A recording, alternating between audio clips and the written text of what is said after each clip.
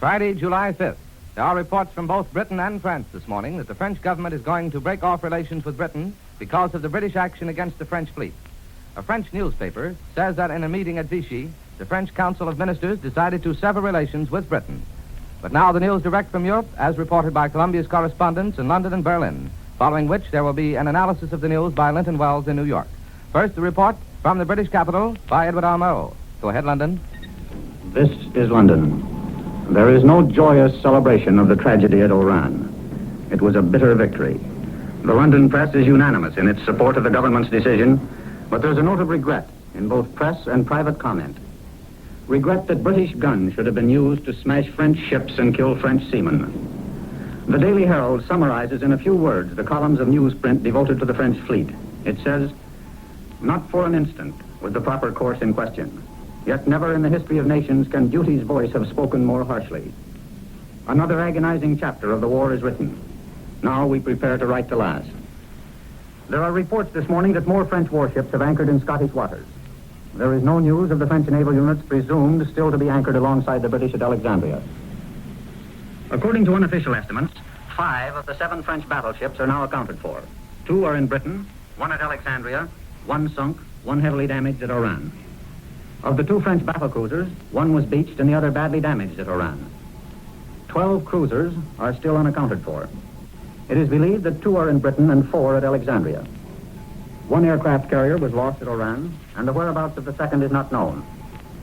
The French started the war with 61 destroyers, only 10 of which have been accounted for. No figures are available as to the disposition of the 81 French submarines, but an unstated number are in British ports while others are in the Mediterranean. Most of the 200 small craft, minesweepers and so forth, are in Britain, while some are in Alexandria. It was stated at the official press conference just a few minutes ago that there is no confirmation here of the Geneva report that the Pétain government has broken diplomatic relations with Britain. It is also said at the press conference that no official message has so far been received from the Pétain government other than the official statement issued publicly last night. There was no comment when the spokesman was questioned as to whether or not General de Gaulle was consulted before the naval action was taken at Oran. The general himself has said nothing. Mr. Churchill gave no information yesterday of the position in French territory bordering the Mediterranean. There are unofficial reports that certain units of the French Foreign Legion in Syria want to follow the 6,000 Polish troops into Palestine. But the position in Syria, as well as in Algeria and Morocco, is still unclear. Many people fear that the older military and civil officials in these areas, preferring dictatorship to change, will accept the position of Axis proconsuls willingly. The French soldiers are believed to want nothing but to lay down their arms, go home and find out what's happened to their families. The German radio continues to promise an immediate invasion of Britain. There are reports that troops and shipping are being massed all the way from Narvik to Brest. But there are those who see in this a repetition of previous German threats and concentrations, and who expect the Axis to push Spain into the war, take Gibraltar and the Portuguese ports, and attempt to bomb and starve the British into submission without undertaking the actual invasion of the country. For some days, it seems that progress has been made in solving the Irish problem. And then again, on other days, it doesn't. Mr. De Valera said today that his government has no intention of departing from the policy of neutrality adopted last September. Romania appears now to be definitely lined up with the Axis. Her expulsion of British engineers from the oil fields is believed to have been dictated by Germany in order to prevent sabotage. Scattered German planes made lone reconnaissance over England this morning. One of them was sent flaming into the sea by a British fighter before it could bring its photograph back to the German High Command. Another daylight raider dived steeply through a barrage of anti-aircraft fire to drop 6 bombs near a southeast coast village. So far, most of the German planes seem to have restricted themselves to charting searchlights, gun positions, and other island defenses, necessary preparations for a heavy assault. I return you now to CBS in New York. That was Edward R. Murrow reporting from London. Here's a dispatch from Bucharest. Romania edged closer to Germany today under a new and strongly pro-Nazi government, and 36 British citizens were given until midnight tonight to get out of the Romanian oil fields. The new cabinet was headed by Gigertu, German-educated friend of Germany's Air Marshal Hermann Goering, as premier. It contained 3 members of the pro-Nazi Iron Guard. Its first proclamation said that it would strive to intensify relations with Germany and Italy, although its foreign policy would remain neutral. Now back to Europe for more news. News reported from the German capital by Edwin Hartridge. Go ahead, Berlin. Good morning. This is Berlin. The German news agency has just released a report that the French government has severed diplomatic relations with England. The French communique is as follows. The Council of Ministers meeting at Vichy under the leadership of President Lebrun, who called them to assemble Thursday morning, has resolved, after learning of the unjustified attack of an important English naval squadron and a French naval squadron, and after recognizing the heroism of the French Navy, to sever diplomatic relations with England. That is the latest news from Vichy, where the French government has been meeting to discuss its relations with its former ally, England. And in view of the French government's order yesterday to all French warships to stop British merchantmen on high seas and to return fire if and when attacked, this brings up a question raised by observers here. Is France technically at war with Great Britain? France has left the war arena in making its armistice with Germany and Italy. But the above order to naval vessels is an act of a belligerent according to a ruling of international law. Naturally, the Mediterranean naval action is the big story in Berlin. And some of the press comments give an idea of the official reaction to the British naval operations. For instance, here are some. A vicious crime. The lawless acts of the English pirates. Perfidious Albion. The bloodbath of Oran. Other brief and similar comments and headlines. According to German reports this morning, 2 British cruisers attacked and sank a French destroyer, the Frondeur, on June 28th off the Greek island of Crete. The engagement lasted 2 hours. It was thought that the French destroyer was on its way to a home port in compliance with the armistice conditions. 2 officers and 14 men were reported to be rescued with the crew of the Frondeur. And according to a high command report last night, a German submarine scored a direct hit on a 23,000-ton British aircraft carrier, Illustrious. The submarine was commanded by Captain Endras, who was with Commander Preen when the latter submarine penetrated Scapa Flow early in the war. The Illustrious was reported to be carrying 72 planes at the time. There's no further news of what remains of the French fleet except the reports from Oran. The Germans have stated that the Strasbourg, with 5 destroyers and smaller craft, succeeded in breaking away from the British squadron in a race to the naval base at Toulon. At the time of the Oran action, the French fleet had suffered small damage in the 10 months of war. According to the latest available figures, the French fleet consisted of 2 new battleships, the Dunkirk and Strasbourg, and 5 old ones of previous World War vintage, and 4 new battleships in the process of construction. Then there were 7 heavy cruisers, 1 large aircraft carrier, the Baron, and 2 others building. There were 11 light cruisers and 3 being built, 61 destroyers and 15 in the process of construction, and approximately 90 submarines, including the world's largest, the Surcouf. According to the official German news agency, the French battleships, the Dunkirk and the Provence, were set on fire at Oran by British guns, while the Bretagne struck a mine and sank at the harbor entrance.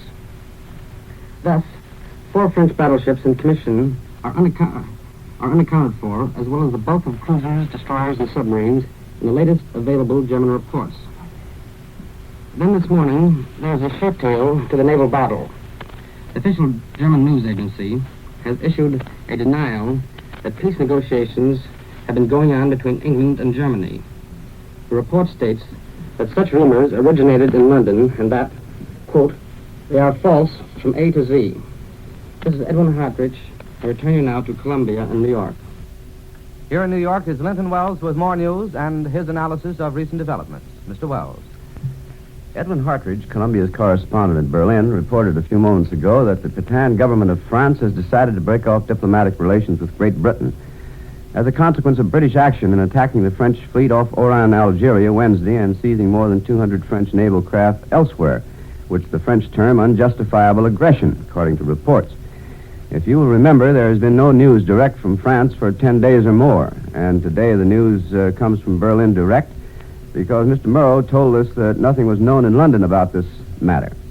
Information regarding French affairs has come either through Berlin or Rome, and therefore may be interpreted as being controlled, if not actually inspired, by the Nazis or fascists. So Mr. Hartridge's reports of a severance of Anglo-French diplomatic relations and hints that the French will now join wholeheartedly with the German and Italians to wage total war against their one-time British ally should be treated with reserve until confirmed from London or other outside points. Such a French act, if true, was quite likely being encouraged by Hitler and Mussolini, and it may be assumed that the propaganda machines of both nations have been exerting every effort to whip the volatile French people into a fury of resentment against the English. The anomaly of the situation is that the British government severed diplomatic relations with the Petain government soon after the Franco-German armistice was signed, and now recognizes as the legitimate government of France that formed in London by General Charles de Gaulle and a group of French exiles. Therefore, if the Petain government has formally broken off relations with Britain, there would be little change in the present situation unless it were followed by a formal French declaration of war against the British. The first state of war, incidentally, to exist between the two countries since Napoleon was defeated with the Duke of Wellington at Waterloo 125 years ago. In any event, the Franco-English situation is certainly ironical. Romania has apparently swung definitely into the Nazi orbit. The new government, approved by King Carol, is headed by Jan Gigertu, German-educated friend of Field Marshal Hermann Goring, and contains 3 members of the pro-Nazi Iron Guard whom Carol jailed last year.